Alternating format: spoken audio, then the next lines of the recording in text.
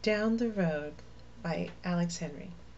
It was only 5:30 in the morning, and the pavement of the street was so hot Beverly had to walk and hop so her feet didn't stay on the road for too long. She could feel the beads in her hair bounce on the back of her neck as she walked and hopped down the street. She tried to think of a song to keep her going.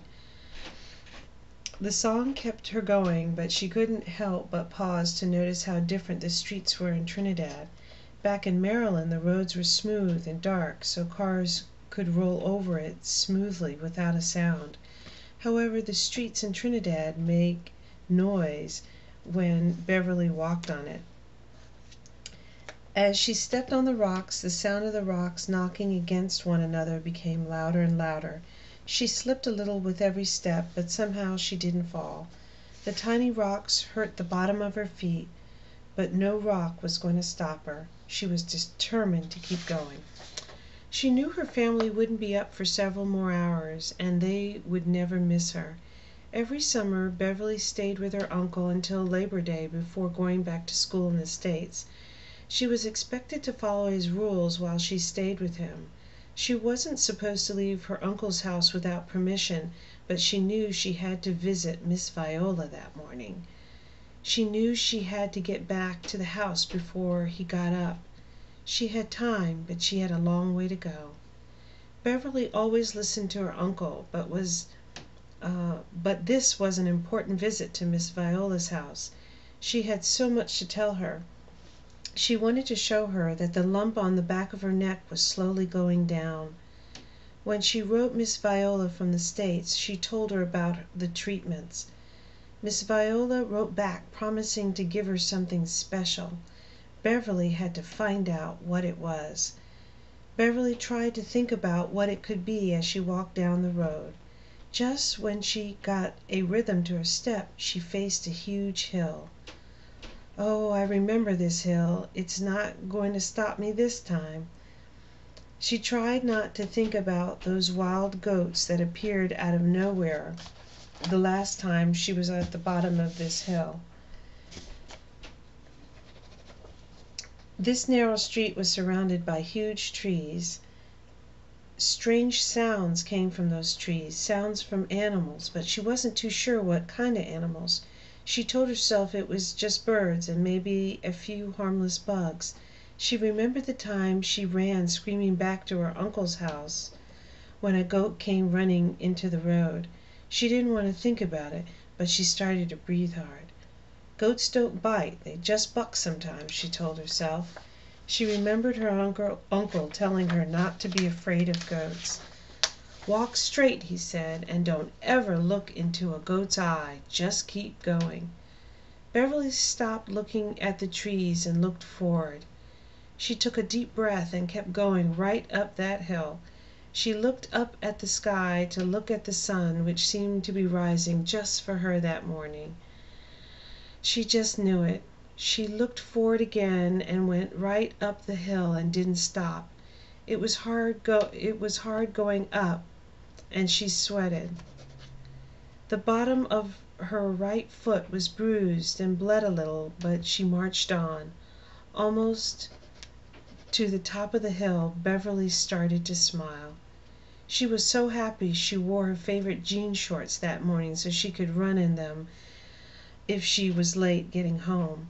She wore her favorite red tank shirt, for she always loved the sun on her shoulders.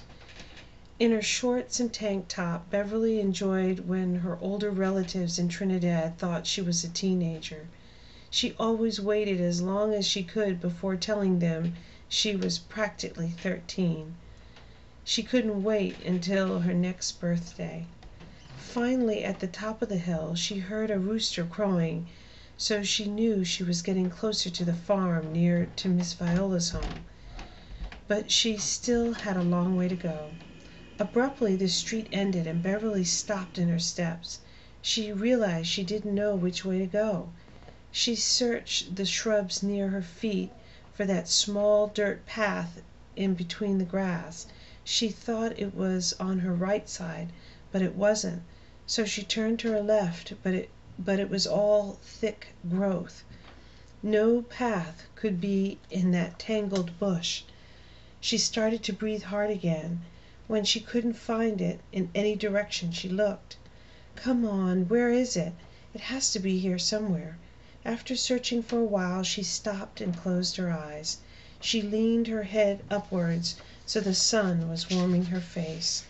Tears started to swell in her eyes.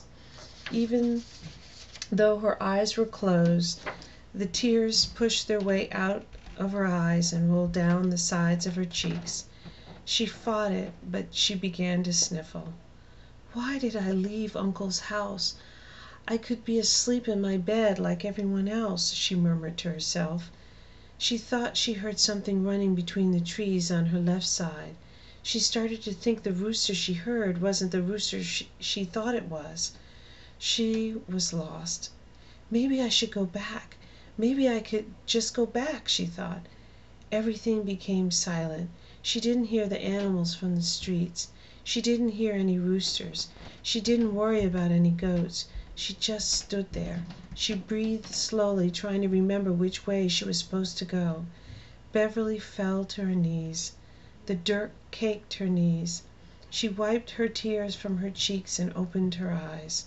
With effort, she stood up and wiped her knees the best she could. The dirt got on her hands, but she just wiped them on her shorts. She remembered Miss Viola's words to her. Always look forward. She looked forward and gathered her wits. With renewed strength, she said to herself, "Walk straight, then turn right."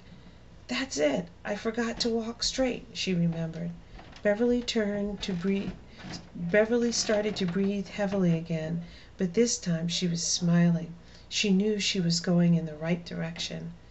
She loved walking on the dirt path. The dirt was so much softer than the rocks on the road, and it was cool too.